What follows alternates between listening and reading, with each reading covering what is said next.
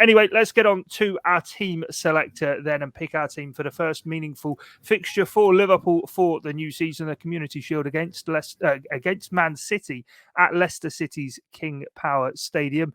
I'll name the goalie, and normally I say Alisson Becker here, but it's going to be Adrian because both Caoimhin Kelleher and Alisson are unavailable. But Gorsty, what about the back four? What are you thinking?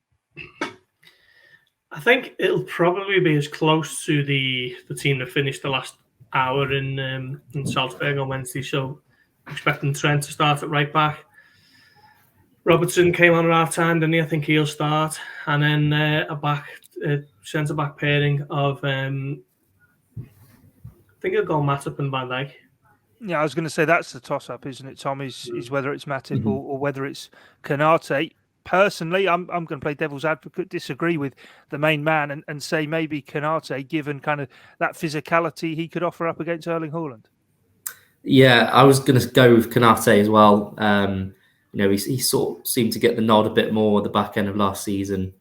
Champions League as well, Champions League final. So, I think he may go Van Dijk and Konate, but Matip obviously would still be a very good option as well. Yeah, we can be fairly routine as well with the 11 as well at times, especially when Liverpool come back to pre-season with so many players fit as well. That midfield engine room, pretty much everybody, in fact, I think everybody is available to choose from other than Alex Oxlade-Chamberlain. So what would your three in there be, Tom? I'd probably go Thiago and Fabinho and Henderson as the third player. Obviously, you could make a case for a few other players, but I think that's the three I'd go for against City. Yeah, Naby Keita, Gorsty, by the end of last season, it seemed to really move up the pecking order there. But are you with Tom, or do you reckon Keita could start? Just to play devil's advocate, then I'll go with Keita. I thought he was excellent in the cup semi-final against City with that midfield of Thiago, Fabinho, and Keita. Maybe lacks a little bit of the solidity that you get from Henderson, particularly as well when he motors down that right, and Liverpool are able to kind of bring Alexander-Arnold in field a little bit. That worked well last season, but yeah, I'll go with Keita for this one ahead of Henderson.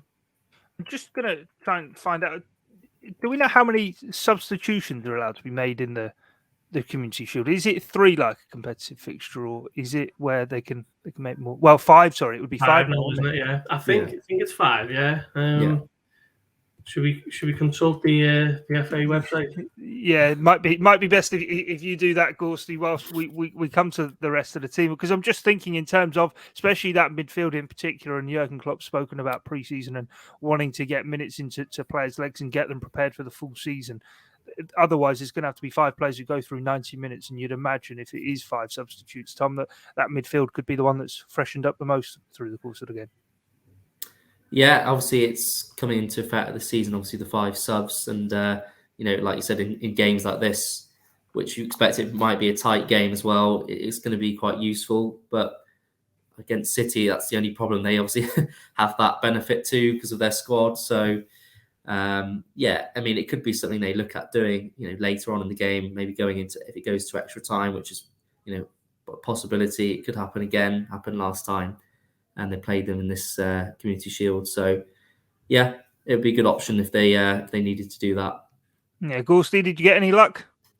Oh, I'm just browsing the Community Shield part of the FA website now. It doesn't say anything about substitutes, but I think it will be 5 on it. I don't think it's one of those games where you can make 11. Right, Tom, our producer's dug out something that says the FA only permit 9 players to be named on the substitutes bench for the Community Shield, 6. a maximum of 6 in-game changes to be made. So maybe, and if extra time comes around, maybe that's an extra one on there. But we'll have to wait and see. We'll certainly get to the bottom of that before Saturday's game kicks off. In terms of the 11, then, Gorsty, what would your front 3 be? Well, as I say before, I agree with Tom's point. I'd like to see Nunez get the nod. Is this what I think? The your team. Your team. You're the man in the hot seat. Yeah, we'll go with Big Darwin down the middle then with Mo on the right and Luis Diaz on the left. Is that what you want to see, Tom? Yeah, I was going to say the same 3. Yeah. No, so hopefully that will be the 11 then, and Darwin Nunez will get his start. Erling Haaland maybe can be the one who's left to warm the bench for Manchester City. I'm sure Liverpool fans would enjoy seeing that. Before we go then, predictions. Gorsty, what's the score going to be? Another 2-2 draw. And then I think Liverpool win it on pens. I mean, it can go either way, can't it? But Liverpool have had a good record with penalties of late, so I'll go for that one. Yeah, it was a time the Charity Shield, as it once was called, used to be shared, but not these days. It has to be settled by penalty shootout. Tom, are you seeing a result in 90, or are you also predicting extra time and penalties? No, yeah, I think as well. I was going to say actually, what Paul's prediction. I can see it going all the way again.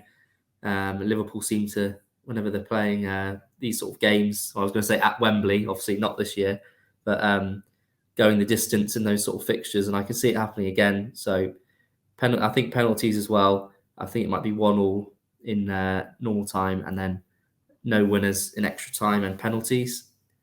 I think Liverpool are going to be too hot for City to handle. Myself, I think they've only had 2 pre-season run-outs, haven't they, Man City?